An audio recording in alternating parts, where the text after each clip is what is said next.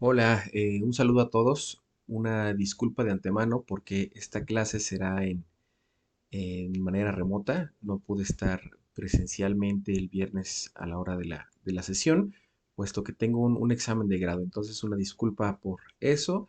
Y también por ahí si escuchan ruido de fondo, también una disculpa. Estoy aquí ahorita en el cubículo y por aquí está muy cerca el pasillo. Pero bueno, la idea de esta sesión es platicarles cómo es que yo doy esta y algunas otras de mis clases. Seguramente no profundizaré tanto en algunas preguntas, pero la idea es que vean más bien como el esqueleto y las dinámicas que utilizo, esperando que les sirva de algo, ¿no? Entonces, em, en contexto, recordar que la semana pasada, los alumnos ya realizaron la práctica de hipertensión arterial sistémica 1. Esto nos ayuda mucho porque esta es la continuación y ya traen ellos un bagaje, unos conocimientos que podemos aprovechar para que esta sea más didáctica y más fluida. Entonces, les platico que siempre yo al iniciar mis clases les hago un examen mi aula virtual personal de Moodle. Ajá, entonces, esto tiene dos objetivos. Primero, iniciar puntual. Forzo a los alumnos a que lleguen temprano. Les doy solo 15 minutos de tolerancia, pero el examen lo empezamos 10 minutos después del inicio de la clase más tardar. Es un examen cortito que dura alrededor de unos 6 minutos más o menos. Aquí está, examen semanal. Y entonces, donde en este examen lo que vamos a revisar son preguntas que vimos la vez pasada y que voy a retomar para esta sesión, ¿no? Por ejemplo, aquí algunas preguntas sobre mecanismos de acción de fármacos antihipertensivos, aquí en particular sobre diuresis moderada, estamos hablando de la hidroclorotiazida, ¿no? Entonces, son preguntas sencillitas enfocadas hacia el mecanismo de acción. Como les menciono, ellos toman nada más unos 5 minutitos, se termina el examen, en ese rato ya saben su calificación y hacemos una realimentación. Esta realimentación nos va a servir para dar entrada también a la práctica del día de hoy. Entonces, bueno, estas pequeñas preguntas se las puedo compartir también. Nada más recordar que el fin es tomar su asistencia y empezar con el tema de farmacología de la hipertensión. Entonces, em, vamos a ir viendo la sesión. Aquí tenemos lo de la introducción, que esta lectura ellos ya la debieron de haber realizado. Entonces, muchas veces nada más la retomamos de manera muy general, no vamos revisándola tan detalladamente. Igual las competencias, nada más recordárselas, pero como les mencioné, ellos ya debieron de haber leído esto. Vamos a empezar. Recordemos que esta práctica se enfoca en un caso clínico y de aquí vamos disectando distinta información que nos será útil, enfocada en las diferentes guías para el tratamiento de la hipertensión y también mecanismos de acción de los fármacos. Se enfoca también mucho en los efectos adversos, ¿no? Y en la elección apropiada de los medicamentos a través de algoritmos. En este caso, se utiliza inicialmente el algoritmo propuesto por la JNC8, ¿de acuerdo? Entonces, aquí podemos revisar nosotros las distintas prácticas clínicas que también apoyan a esta sesión, aunque mencionar que esta ya está un poquito descontinuada porque esta está el 2009 y ahora tenemos ya la de el 2021 que está aquí, se las pongo. A ver, denme un segundito. Aquí está el índice. También recordar que esta práctica, perdón, antes de esta práctica los jóvenes ya revisaron la guía, se las dejé ahí por ahí en el aula virtual, entonces ya saben de ella. Platicamos, sobre todo les aviso a ellos que tienen que leerla y más o menos orientarlos en cómo seguirla, que si bien ya lo hicieron en la práctica número 2, pues siempre es bueno recordarlos, sobre todo esta parte, ¿no? Que identifiquen los iconos de las evidencias, ¿sí? Que identifiquen los iconos de la recomendación clave, de las recomendaciones y los puntos de buena práctica, porque de aquí vamos a nosotros tomar alguna información. También les menciono cómo pueden ir aquí navegando a través del índice identificar que está la parte de tratamiento farmacológico, no farmacológico, em, diagnóstico, etcétera. ¿Ok? Entonces, esta nos va a servir mucho para esta sesión. Eh, Aquí otra guía que menciona es justo la de la ZN8, que podemos ir revisando.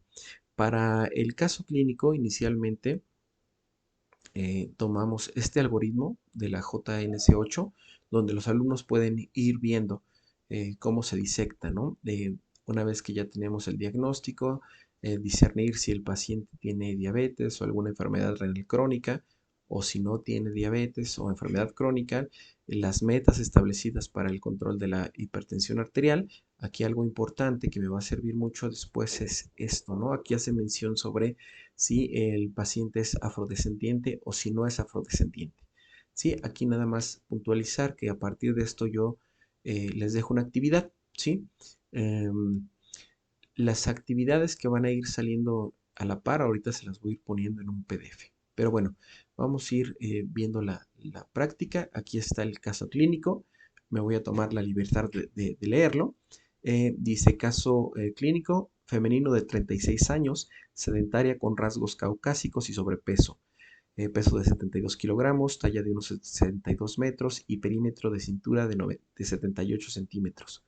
Tabaquismo positivo y sin antecedentes patológicos, tiene planes de embarazarse a corto plazo, ¿no? Actualmente presenta una presión arterial de 138-100 milímetros de mercurio, registrada de acuerdo a la NOM, eh, que tiene el número 030, que está en el 2009, ¿sí?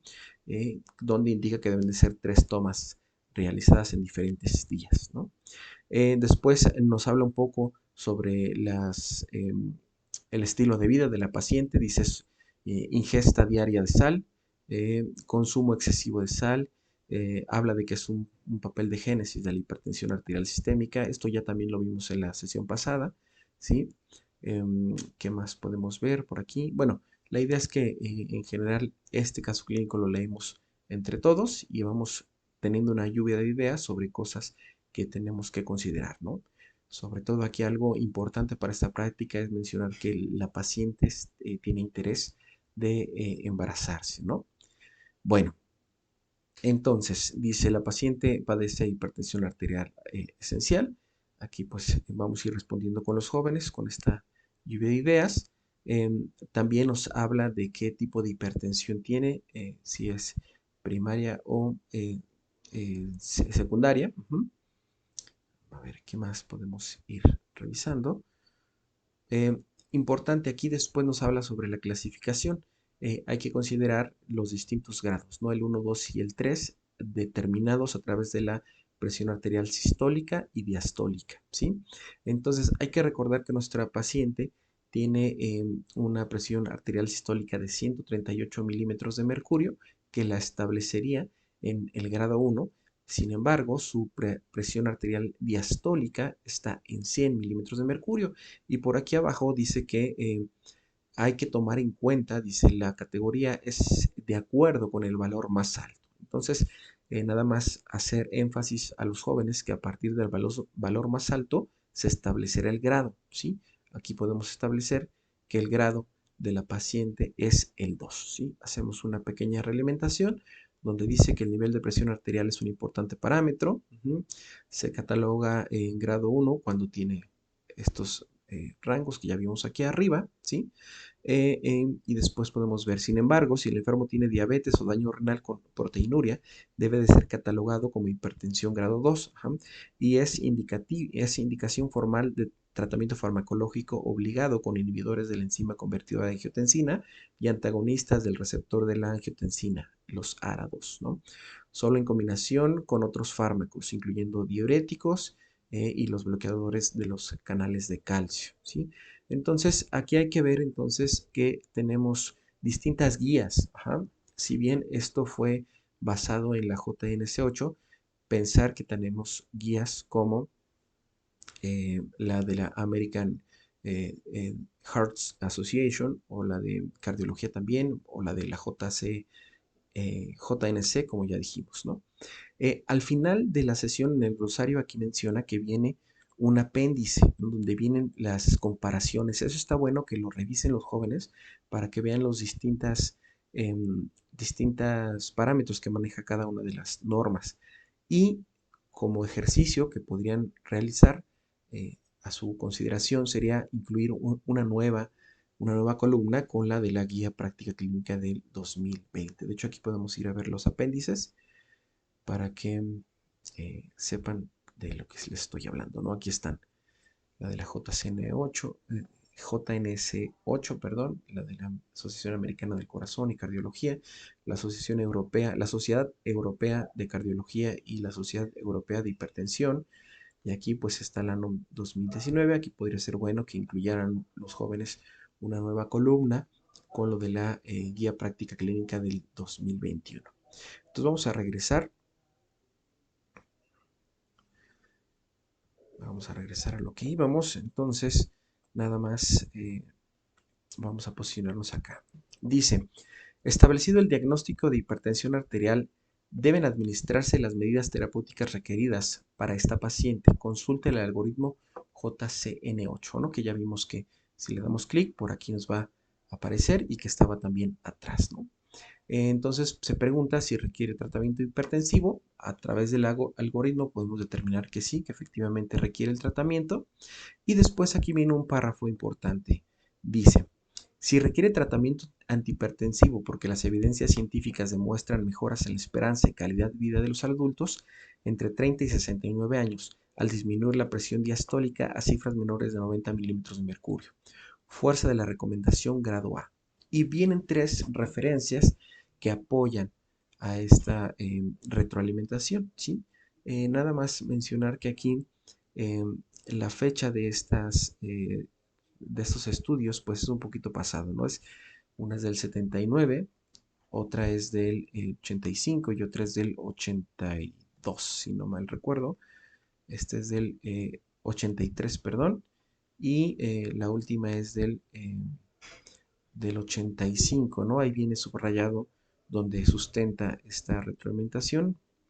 Por aquí podemos ver, bueno, aquí no está el año, pero sí, sí, 85. Entonces, aquí puede ser un ejercicio interesante que los jóvenes vayan a revisar lo que viene en las guías actualizadas. Por eso yo aquí les lanzo a los jóvenes la primera actividad, ¿no? Que les muestro por acá. ¿Cómo yo voy clasificando? Bueno, aquí les pongo el número 4 porque hace referencia que deriva de la pregunta 4 de acá, ¿no? Y la primera actividad será revisar la guía práctica clínica sobre promoción, prevención, diagnóstico y tratamiento de la hipertensión arterial en el primer nivel de atención y menciona al menos 3 evidencias que justifiquen el tratamiento farmacológico, ¿no? Para esto ellos ya saben cómo identificar en la guía, primero, la sección donde habla del tratamiento farmacológico y identificar las recomendaciones, ¿no? Ya les habíamos dicho que esto es una evidencia, una recomendación y un punto de buena práctica. Entonces ellos pueden ir viendo aquí tratamiento farmacológico y aquí entonces pueden encontrar distintas evidencias, ¿no? Como esta que dice que un metaanálisis de 74 estudios clínicos aleatorizados que representan este número de pacientes, etcétera, ¿no? Entonces ellos lo van a leer, lo van a buscar y van a elegir algunas evidencias, al menos tres, que sustenten el tratamiento farmacológico en este paciente y esto ya lo pondrán acá. Esto lo dejo yo a manera de reporte, ¿no? Entonces les doy la indicación y esto lo van a revisar posteriormente, determinar esta actividad para que esto vaya un poco más fluido, ¿no? Entonces, sigamos. Tenemos ahora por acá la siguiente pregunta donde habla un poco de por qué debe de tratarse, ¿no? Y vienen algunas opciones. Mencionar que aquí, pues, si se fijan, hay algunos puntos, ¿no? Como mejorar la esperanza de calidad de vida, ¿sí? Mencionar que no se cura, se controla, ¿no? Etcétera. Entonces aquí tenemos la realimentación, donde podemos platicar con los jóvenes, ¿no? Que pues, sobre todo lo importante es prevenir accidentes cerebrovasculares, enfermedades coronarias, nefropatía, eventos cerebrovasculares, eh, etcétera. Bueno, entonces, perdón si voy un poquito rápido, pero la idea es que también esto no se alarga tanto. Vamos con la pregunta 6. Dice, analice los niveles de evidencia del National Institute for Health and Clinical Excellence, o NICE. Aquí viene, lo podemos consultar, ¿sí? Y entonces aquí los jóvenes van a identificar, ¿no? A qué refieren estos numeritos que ya mencionamos que en la práctica de fuentes de información, pues debieron de haberlo abordado, pero pues una refrescadita no está de más, ¿no? Entonces por aquí lo revisan y la pregunta dice que a qué grado, qué significa esto de grado A. Entonces lo pueden revisar como les menciono aquí, al menos un metaanálisis o un estudio clínico con asignación aleatorizada, categorizados como uno más, que sean directamente aplicables a la población diana, o una revisión sistémica, o un ensayo clínico con asignación aleatoria, etcétera. Aquí los jóvenes lo pueden ir leyendo. Y aquí también un ejercicio que podemos hacer es que la, las evidencias que ellos ya registraron en la guía práctica clínica que se les pidió en la pregunta 4, ahora esas evidencias ellos identifiquen cómo se categorizarían en esta clasificación NICE, ¿no? Es algo muy sencillo porque pues aquí está, ¿sí? Que le identifiquen y que entonces ellos completen, ¿no? ¿Qué significa esto? ¿Sí? Entonces, esto como les menciono, yo se los dejo a manera de reporte. Bueno, entonces, posteriormente, dice, la evidencia para la recomendación del grado A indica, revisa la tabla, contestamos aquí de manera grupal. Algunas partes de esta práctica las hacemos en grupal y otras cosas de manera individual, ¿no? Para que también no sea tan tedioso para ellos. Aquí vamos a entrar ya a la parte del tratamiento no farmacológico, ¿sí? Entonces, la pregunta dice, para diversas enfermedades crónicas degenerativas, el tratamiento no farmacológico es fundamental para lograr las metas terapéuticas. Para la paciente del cuadro clínico, la pregunta es, ¿está indicado el tratamiento no farmacológico? Bueno, pues la respuesta es que sí, que está recomendado, ¿no? Para prevenir pues, los daños ya mencionados. Y que esto ya también lo vieron un poco en la guía práctica clínica, que ya revisaron ellos, ¿no? El tratamiento no farmacológico se justifica porque tienen que ellos discutir por qué. Entonces hablamos que disminuye los accidentes cerebrovasculares. Importante aquí también, se me pasó a decirles, para esta pregunta, para la 8, la 9 y desde la 8 y la 9, les pido que revisen, fíjense aquí les pongo, enlista los puntos de buenas prácticas de la guía práctica clínica con relación al tratamiento no farmacológico de la hipertensión.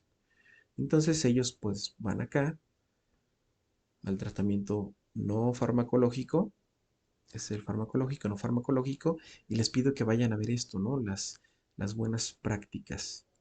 ¿Sí? Entonces aquí ellos ya se van dando cuenta de cómo impacta el cambiar el estilo de vida, el moderar el consumo de alcohol, en medida de lo posible evitar el tabaquismo, ¿sí? Vamos a regresar. Esto es para estas preguntas, ¿no? Ok.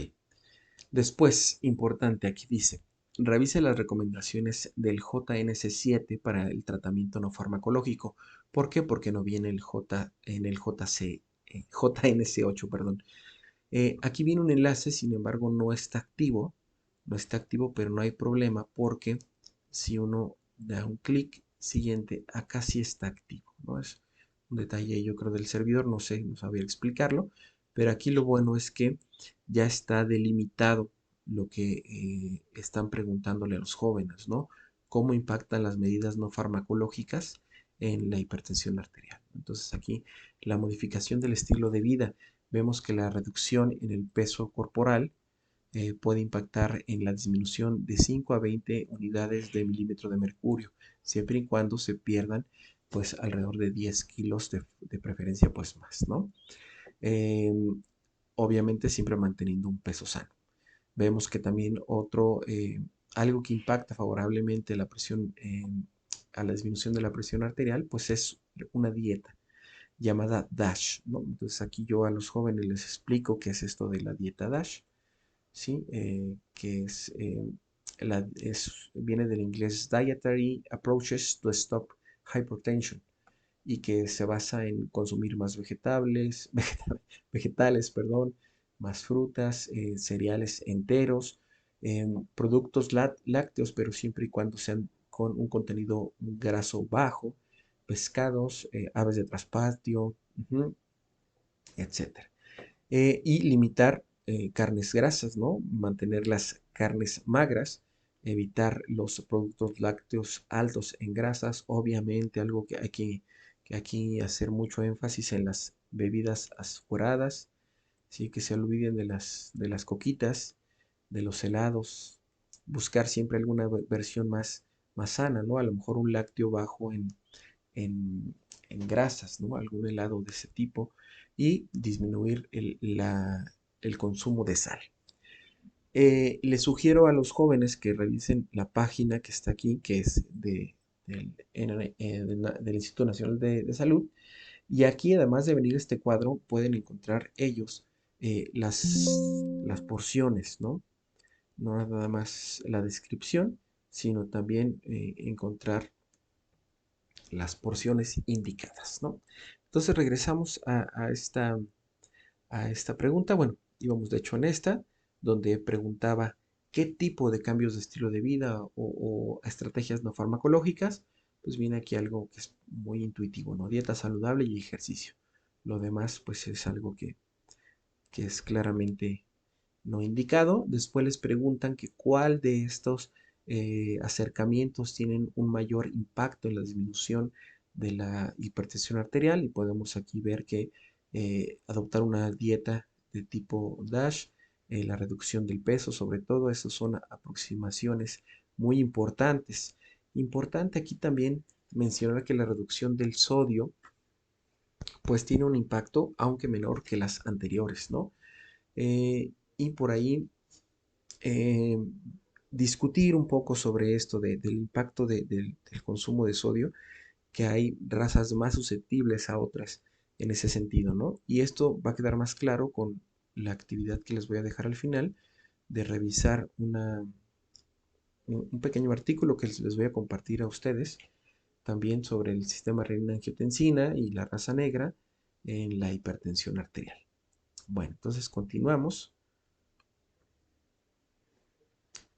Dice, la decisión de prescribir el empleo crónico de uno o más fármacos antihipertensivos debe argumentarse sólidamente por todo lo que implica para la paciente. Entonces, nuevamente revisamos el algoritmo, ¿sí?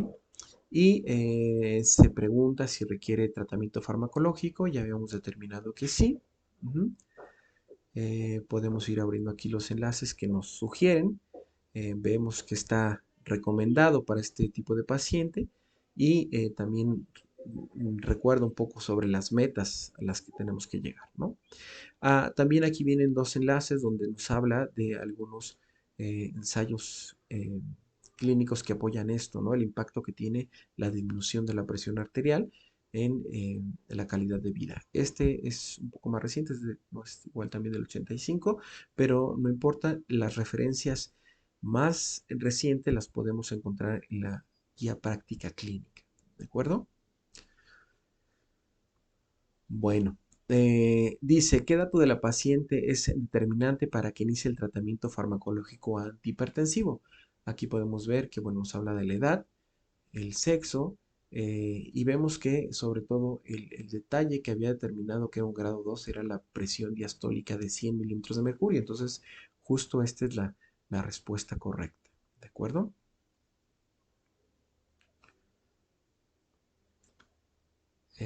Por aquí dice no, todavía no llegamos aquí. Dice, el incremento de la presión diastólica de la paciente justifica el empleo de medicamentos. Identifique la tabla que contenga las frases verdaderas del por qué la paciente debe recibir el tratamiento farmacológico. Entonces viene una serie de enunciados, ¿no? Que establecen, porque finalmente podemos nosotros aquí discutir con ellos, que es importante considerar cosas como que la evidencia científica es la que nos respalda, ¿no? Eso es muy importante. No nos importa si el laboratorio farmacéutico lo recomienda, si el representante médico lo aprueba, eh, si hay si está avalado por un farmacéutico, ¿sí? Importante también mencionar que no se trata de la recomendación de un experto, ¿no? Insistir en la búsqueda de la medicina basada en evidencia, ¿no? Eso es lo que buscamos, que los jóvenes se vayan con esta idea, la medicina basada en evidencia, ¿sí? Entonces, después viene una serie de preguntas que bueno, aquí antes de esto que les iba a decir, vienen nuevamente los grupos de fármacos que el algoritmo establece, ¿no? Y pregunta, los siguientes grupos de fármacos son de primera línea para los pacientes, excepto, aquí entramos a un apartado importante, ¿no? Porque aquí si se fijan en todas las guías son estos cuatro grupos, los YECAs, inhibidores de la enzima convertidora de angiotensina, los antagonistas del receptor de angiotensina o ARAS, los bloqueadores de los canales de calcio, los diuréticos tiacídicos. Lo que sí no está establecido en las guías como la JNC8 y las más actuales son los bloqueadores beta adrenérgicos, ¿sí? Entonces, aquí es un punto importante para compartir con los jóvenes. Vamos a leer la reglamentación. Las guías nacionales e internacionales señalan que los grupos farmacológicos de primera línea son YECAS, ARAS, bloqueadores de canales de calcio y diuréticos tiacídicos.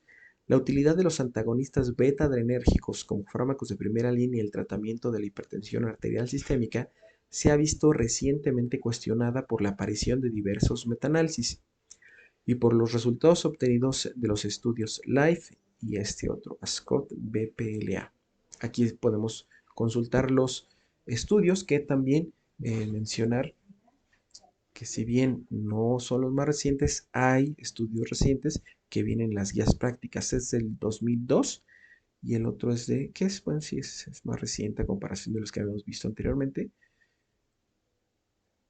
Aquí vemos otro que este es del 2005, ¿sí? Eh, Aquí podemos invitarlos a que revisen los fármacos de primera línea en la guía práctica clínica, ¿sí? Aquí están en el algoritmo final, eh, vienen los apéndices, perdón, no, es los algoritmos, no, bien, los algoritmos, no, perdón. Si viene al final como glosario, aquí, no, miento que está. Entonces aquí en la guía práctica clínica del 2021, ya me fue muy abajo, si eran algoritmos, podemos ver, ¿no? Los que nos indica esta guía más reciente. Aquí podemos ir revisando con ellos, ¿no? Que hay que discernir si tiene un síndrome metabólico, obesidad o diabetes. Entonces, si no es así, pues un YECA. Aquí aparece un diurético tipo tiacídico, indapamida. Sí, ese no viene en el programa, pero aquí lo mencionan constantemente en esta guía, que es un tipo tiacídico, ¿no? Los antagonistas de los receptores de angiotensina 2, aquí los manejan como bloqueadores del receptor de angiotensina y un diurético como la hidroclorotiazida, ¿no? Entonces vemos que tenemos a los YECA, los bloqueadores de calcio, y no vemos aquí a los adrenérgicos, beta bloqueadores adrenérgicos. Eh, Aquí podemos ver nosotros las metas, las, las distintas abreviaturas y continúa aquí el algoritmo, ¿sí? Cuando no se logra la meta, a partir de 2 semanas, ¿qué podemos hacer? Meter ya otros diuréticos como la espironolactona y también les estoy mencionando esto porque al final viene paso por paso. Y aquí, si bien se incluyen solo estos cuatro grupos de fármacos que hemos hablado, aquí abajo dice, considerar beta bloqueador en cualquier paso. cuando exista una indicación específica, por ejemplo, insuficiencia cardíaca, fibrilación auricular, cardiopatía isquémica, mujeres en edad fértil con posibilidad de embarazo. ¿De acuerdo? Entonces nada más eh, hacer la distinción que dependiendo de la guía vamos a ver distintas cosas, aunque cada vez son más homogéneos. Ahora aquí los beta-adrenérgicos no estaban, pero después viene una pregunta que sí los incluye, ¿no? Aquí hace una acotación. Dice, según el consenso de hipertensión arterial sistémica en México, que si no mal recuerdo esto salió en 2016. Ajá, aquí esta guía sí coloca a los beta bloqueadores como fármacos de primera elección, ¿no? Aquí lo podemos ver. ¿Sí?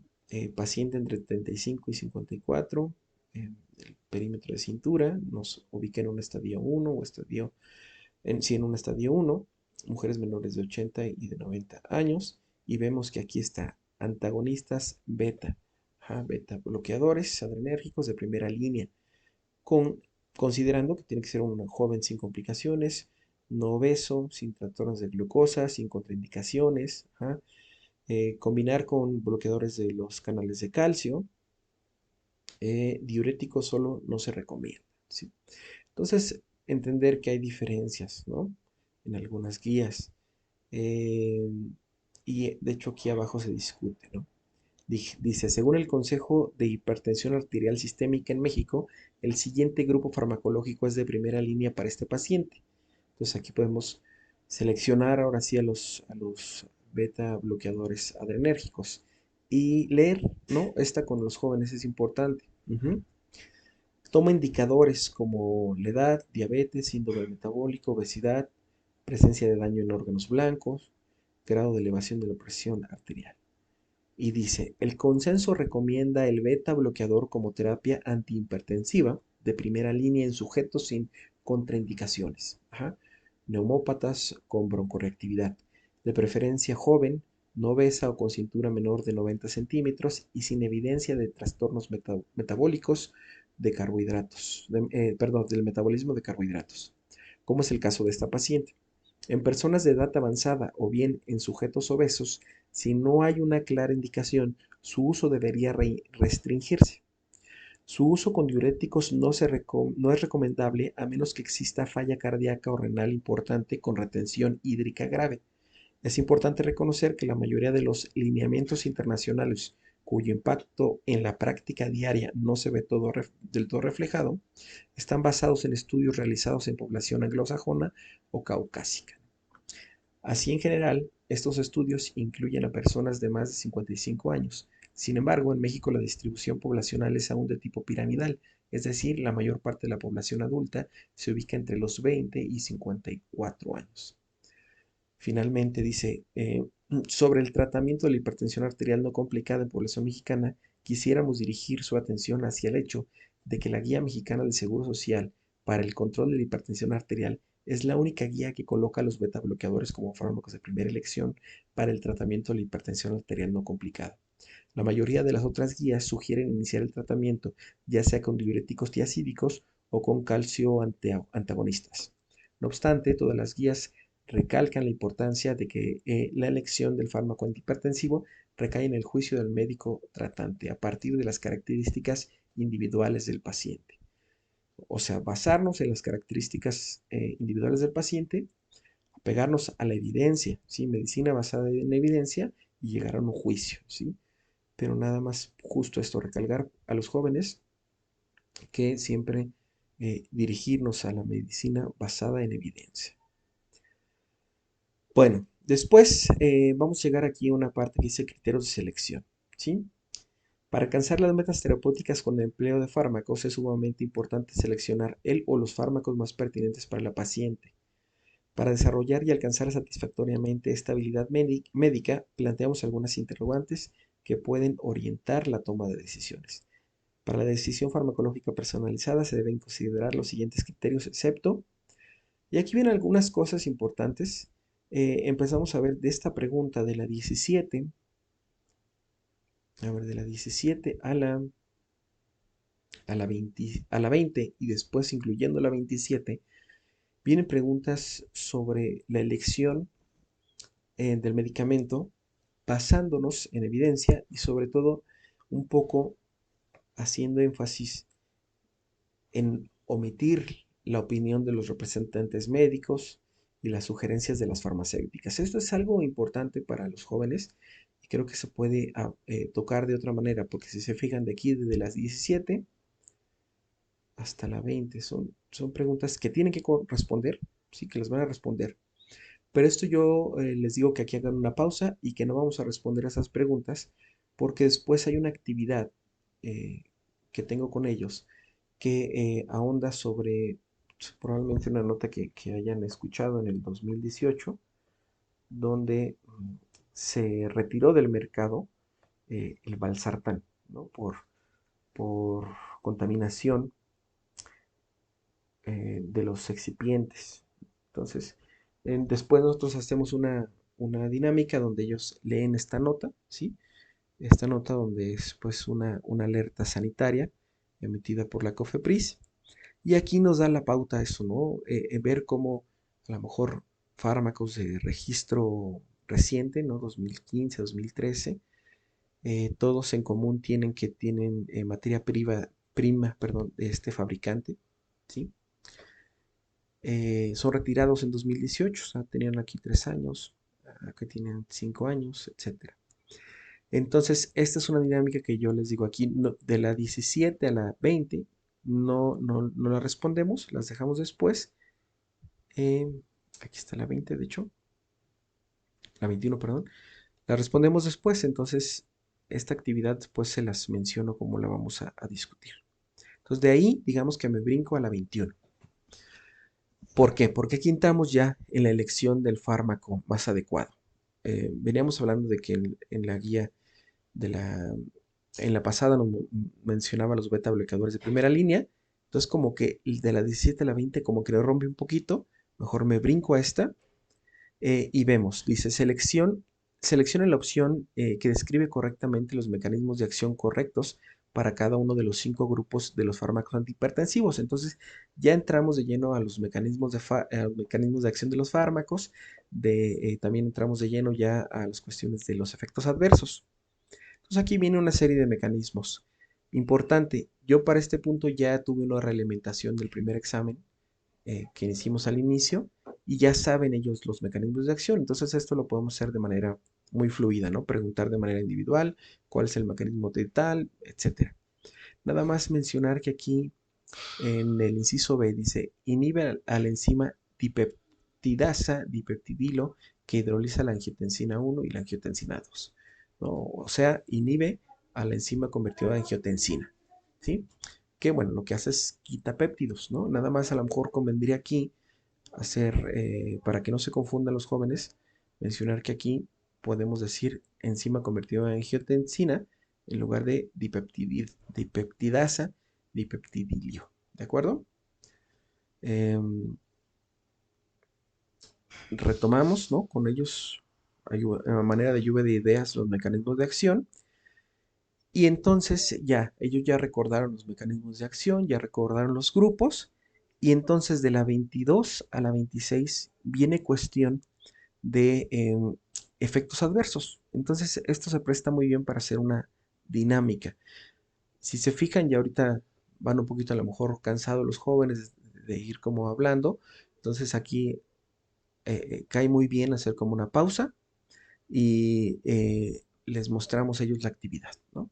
La actividad que yo les propongo es para mis alumnos, la que voy a hacer es trabajar en salas, ¿no? De Zoom, hacer grupos de 5 personas y tienen que ir a consultar en Micromedex eh, la información que aquí se pide en esta tabla, ¿no?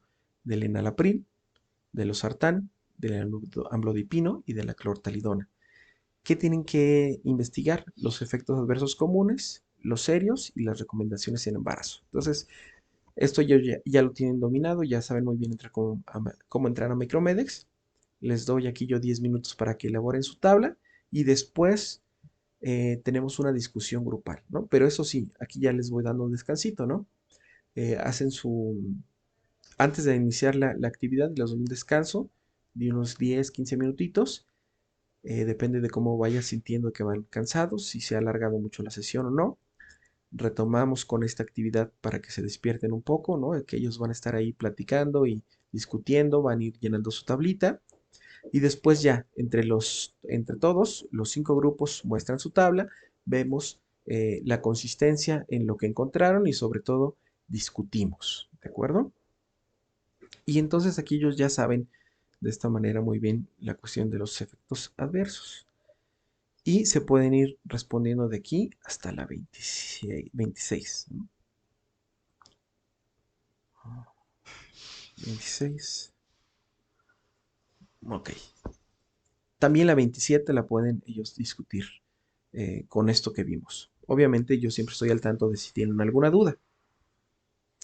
Después de que ya discutimos mecanismos de acción a manera de lluvia de ideas, que ya hicieron su tabla y vieron efectos adversos, viene ya algo más dirigido al caso clínico. Entonces aquí es importante volverles a recordar el caso clínico, lo volvemos a leer nosotros aquí de manera grupal, ¿sí? Hacemos lluvia de ideas, ya saben ellos eh, identificar qué posibles riesgos tiene esta paciente y relacionar los efectos adversos que acaban de ver. Ah, perdón, otra cosa que viene en la tabla, o no sé si lo mencioné, la recomendación en el embarazo, ¿no? Porque es muy importante para este caso clínico. Entonces, lo platicamos y ellos ya tienen en mente lo que acaban de ver en Micromedics.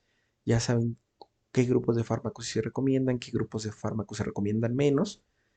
Y entonces esto ayuda mucho porque perdón, en esta parte de los efectos adversos, ellos lo pueden ir contestando de manera individual. Ya hicimos nosotros la realimentación grupal.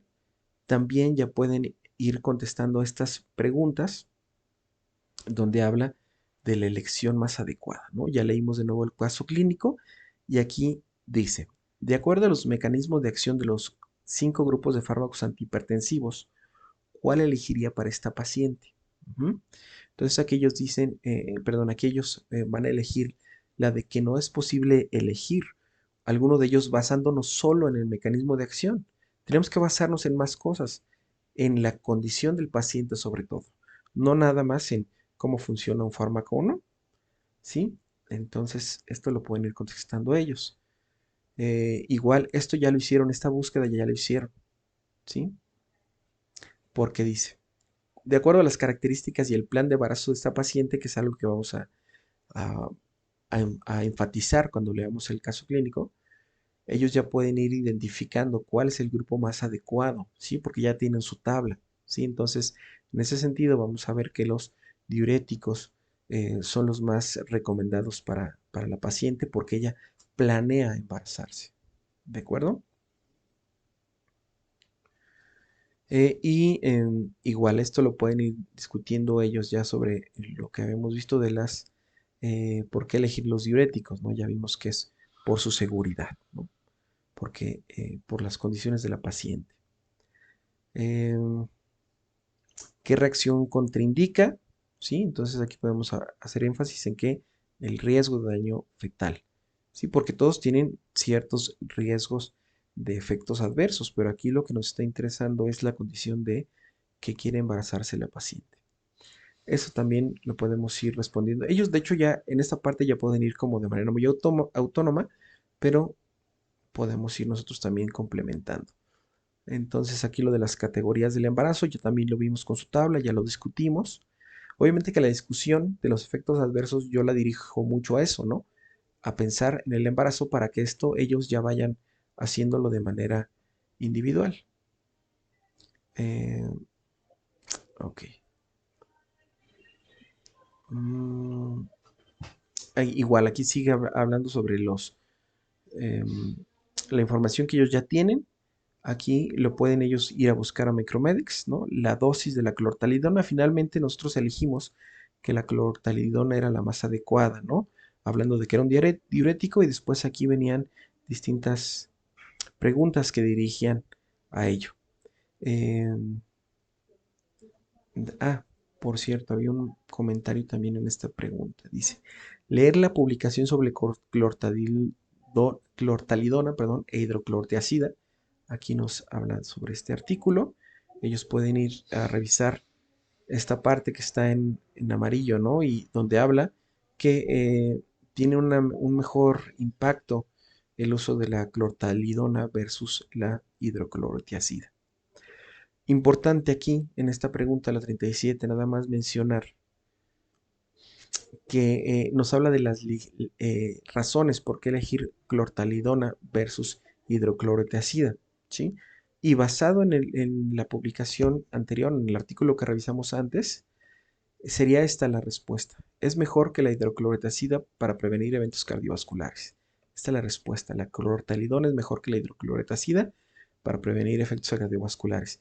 Sin embargo, aquí en la realimentación aparece como correcta la E, pero es un error nada más aquí de la letra, porque de hecho todo está en función de esta, ¿sí? Nada más ahí que tengan en cuenta eso, que hay este error en la 37. ¿Qué más les puedo decir? A ver, bueno, esto también aquí lo podemos ir a buscar a Micromedics, lo de la dosis. Y después de la pregunta 39 hasta ya la final, que es la 42, 43, 44, perdón, habla sobre la cuestión de la prescripción. ¿Sí? Entonces, esto yo no ahondo mucho porque vamos a tener una sesión de prescripción, ¿no? Eh, lo de las recetas, la práctica de las recetas. Entonces sí dejo que los jóvenes la realicen, pero yo aquí ya no invierto mucho tiempo en irlos dirigiendo, ¿no? En su momento lo vamos a hacer en la práctica de prescripción, pero sí lo menciono, ¿no? Entonces vamos nada más a retomar las actividades que yo les dejo, ¿no? Entonces aquí ya vimos lo de las distintas actividades, pueden ir ellos revisando el número de pregunta a la que está relacionada y ya nada más recordarles de esta actividad que les había dicho, de lo del valsartán. Hacemos una discusión después de esto, de que terminan ellos de enviar sus resultados, abrimos el archivo de la alerta sanitaria y entre todos discutimos, enfocando la discusión a que consideren evitar esto de ser influenciados por los representantes médicos, por las farmacéuticas para prescribir un medicamento, algo de lo que van a estar expuestos. Y entonces ya que hacemos esas preguntas, podemos ir a revisar de nuevo la 20, perdón, esa discusión, la 17 a la 20, ¿no? Que hablaba sobre eso. Esa es una discusión muy padre porque siempre sale esta onda de que los jóvenes dicen sí, que la industria farmacéutica es un mal y etcétera. Entonces yo enfatizo, ¿no? Una cosa es la industria farmacéutica y otra cosa es los fármacos. Los fármacos sirven, son muy útiles, han salvado miles y millones de vidas, ¿no? Entonces, eh, indicar nada más en esto y formar un poquito de criterio, ¿no? Que inducir a que tengan un criterio sobre la realidad de la industria farmacéutica. Bueno, entonces esto como yo les digo, se los digo como reporte. Estas pequeñas preguntas no son muchas, no son muchas. Y también la última actividad que les dejo es esta. Dice, revisar el siguiente material sobre la hipertensión y y afrodescendencia para discutir la siguiente clase, ¿no? Entonces, este artículo eh, lo vamos aquí a abrir y también se los puedo compartir todos estos enlaces. Está muy bueno porque como ya les decía, hace énfasis en la susceptibilidad que tienen la raza negra a problemas de hipertensión, ¿no? Enfocándonos siempre en la cuestión orgánica, ¿no? Porque hay algunos autores que apuntan hacia las condiciones socioeconómicas, pero a mí me gusta que esto hace énfasis en las cuestiones biológicas. Entonces podemos aquí ver, ¿no? Cómo está el sistema renina-angiotensina. Y está muy padre porque es una lectura que los va a ir induciendo a la siguiente práctica, que es la de renal. Entonces, mato dos pájaros y un tiro, ¿no? Puntualizo en los antihipertensivos relacionados a los afrodescendientes basado en su susceptibilidad de, de la hipertensión por acumulación de sales y de líquidos, ¿no? Eh, a lo mejor no es necesario que los mencione, pero ustedes lo pueden aquí leer. Habla mucho de este transportador, ¿no? El transportador epitelial de sodio, Es una historia muy, muy padre porque aquí contextualizan cómo muy probablemente este hecho de que eh, la raza africana fue esclavizada y sometida a viajes transoceánicos muy, pues muy ingratos, ¿no? Donde estaban deshidratados, donde vomitaban mucho por el mareo que resulta de un navío, y cómo se fue como induciendo, se fue seleccionando mutaciones en estos transportadores que hacen que estas personas tiendan a retener más líquidos, ¿sí? Y más sal, ¿sí? Justo para garantizar su sobrevivencia. Pero cuando ya las sacas de estos contextos, pues son muy susceptibles a acumulación de sodio líquido sin que haya niveles altos de aldosterona y de renina. Entonces también eso aquí te habla de justo esos fenotipos, ¿no? Eh, por aquí habla lo de los fenotipos, ¿no?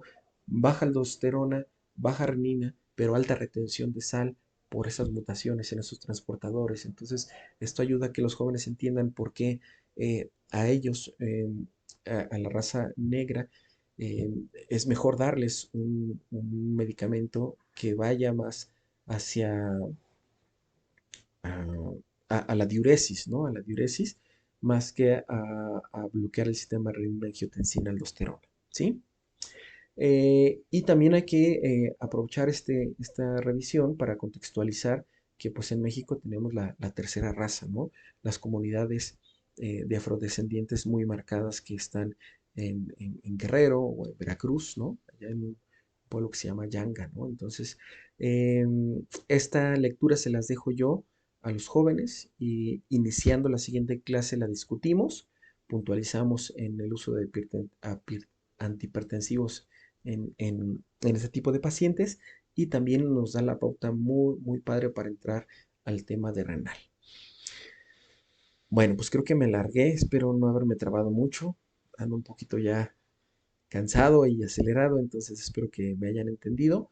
Nada más recordar que pues este es el fin de esta plática es compartirles cómo es que yo llevo a cabo mi práctica de hipertensión arterial, más allá que estar como repitiendo cosas que ustedes seguramente dominan más que yo. Entonces, pues sería todo de mi parte. Si tienen cualquier duda, con confianza, háganmelo saber a través de Domingo. Y aquí en este video yo les voy a dejar aquí los enlaces de este artículo que les dejo de tarea a los jóvenes para la discusión. También les puedo dejar lo de la alerta sanitaria de COFEPRIS y el enlace para la guía práctica clínica del 2021. Sí, entonces, sin más por el momento, les mando un caluroso saludo. Que estén muy bien.